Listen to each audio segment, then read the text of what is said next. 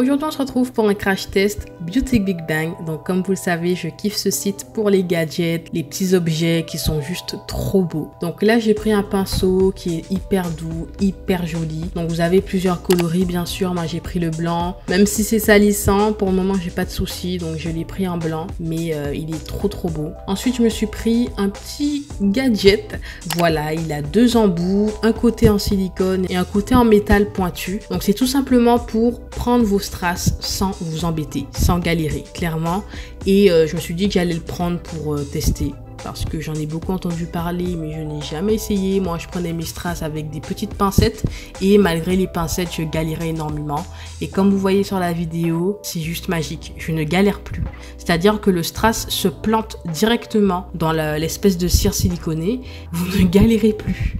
Donc, l'autre côté du pinceau, moi, je l'utilise personnellement pour repositionner le strass une fois qu'il est sur l'ongle.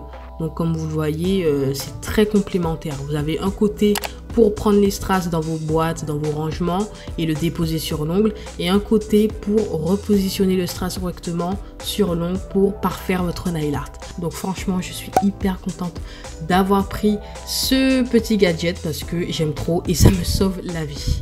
Ensuite, j'ai reçu ça et je me suis dit, mais à quel moment j'ai commandé ce truc Mais oui, c'est bien moi qui l'ai pris. Je me suis dit, pourquoi pas tester des petits gadgets what the fuck dans cette vidéo.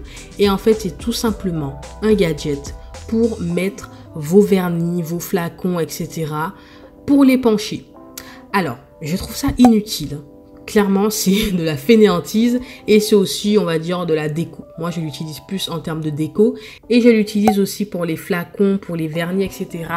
qui ont très peu de liquide, donc qui ont un fond de vernis parce qu'en fait, le positionnement de l'objet fait que le flacon est penché. Donc, comme il est penché, vous n'avez pas à galérer à chaque fois que vous reprenez du produit, à le pencher vous-même, etc.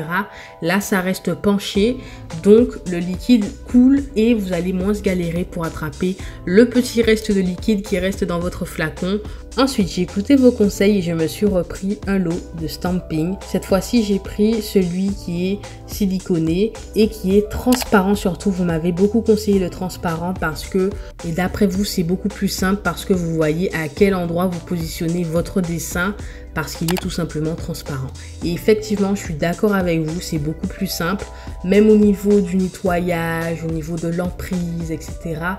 Je trouve ça beaucoup plus simple et je galère beaucoup moins avec mes stampings.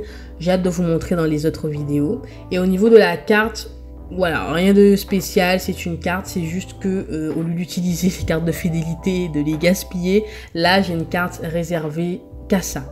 Ensuite, je me suis pris une poudre fluorescente, donc j'avais un peu peur qu'elle ne fonctionne pas. Et quand je l'ai essayé, j'étais euphorique. Vraiment, on ne voit que ça dans le noir et j'ai hâte de faire un nail art avec. Waouh, j'ai vu beaucoup de poses avec ce type de poudre sur Instagram et j'ai hâte de tester pour voir ce que ça donne.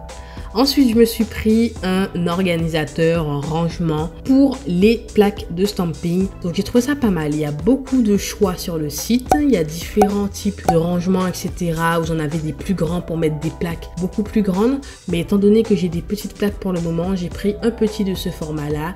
Il est holographique, il est super joli, il est solide. Donc, avec ce rangement, en gros, je peux mettre 20 plaques de stamping et je trouve ça vraiment pas mal.